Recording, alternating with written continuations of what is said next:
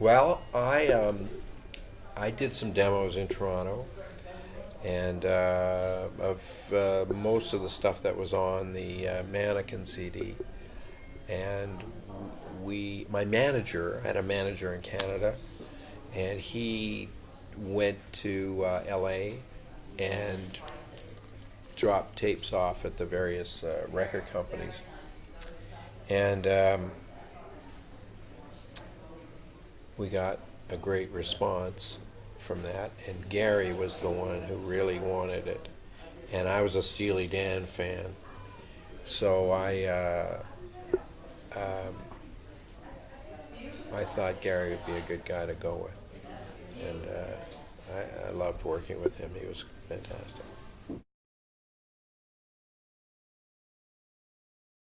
I I probably do. I did a lot of demos, but when we went to make records, we usually used everything that we recorded, and we basically used everything. When we had the big players in, but there were lots of demos, and in those days, you could get the best guys even on demos. I used to get Russell Ferrante and oh my God, just you know, great players, and they all did demos. So I'm sure there are tracks kicking around that are pretty damn close to record quality. It was all very exciting. I remember getting picked up at the airport. I was just a guy playing up in Toronto, Canada, and they picked me up at LAX, and I'd never been to LA before. And from that moment, my life changed, and it was faster, and I got to work with the best guys in the world, and so that whole period was exciting. That whole Gary Katz, Jay Graydon period was really very exciting. Very exciting. Okay. Living the dream.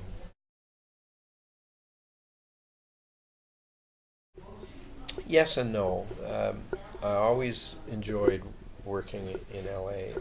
I didn't always love living there. You know what I'm saying? I found it a bit. I'm an East Coast guy. I'm more like New York, or Chicago, and Toronto. Toronto's a big city. And I met my wife, Amy Sky, wonderful singer and songwriter, and she was also from Toronto, but I met her in Los Angeles. And when we had our first baby, that's when we decided to move back, because she wanted to be around her family, and I wanted to bring my kids up in Canada. I thought it would be easier. I didn't know how to be a dad in LA.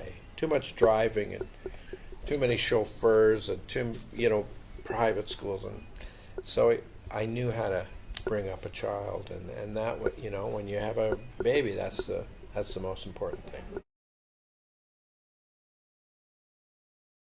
Well, a lot of my friends from LA moved to Nashville because there's a big studio scene in Nashville that isn't so much in LA anymore. Like when I was making Mannequin and Blue Desert, there were the session cats, and that's how we made those records. We put great players on the floor in the studio, and we cut records. And then I sort of got into computers, and that's how I made records for the next 20 years. But I wanted to cut these live off the floor again. I wanted to feel how that was again. And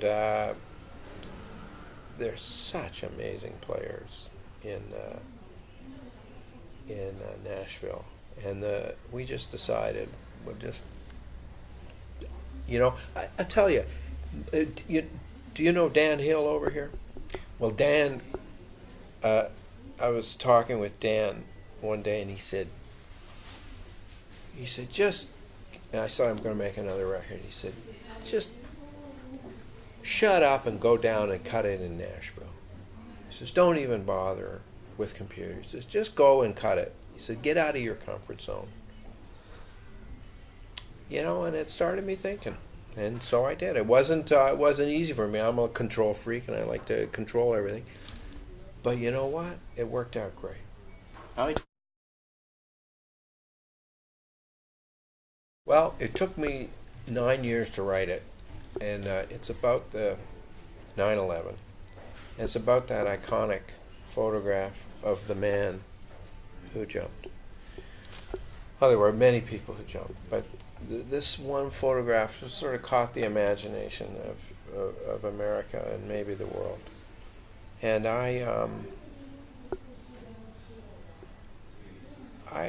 was mesmerized by it. It just, he looked like an angel. You know, he looked relaxed and resigned. And I thought, I put myself in his place, and I thought, what a act of heroism to take your life into your own hands and say, I'm going to control the way, I'm going to die, and I'm going to control the way I die. I'm not going to be burned up in this fire. I'm going to jump. And it was very touching. Makes me cry. And so there were so many of these people. And I knew I wanted to write a song about it. But every time I tried, it felt, never felt right. And so Chris Bilton, my producer, gave me a track one day that he had worked on, and I thought, this feels like the right track. And I took it out of the present, and I put it 100 years in the future, so it wouldn't feel like I was sort of trying to write about it now, because you can't. You got to look back at it. So I pretended to look back at it, and that's the way I could write it. I'm proud of the song. I love the song. is it something like different, very different? Is it the song maybe you are the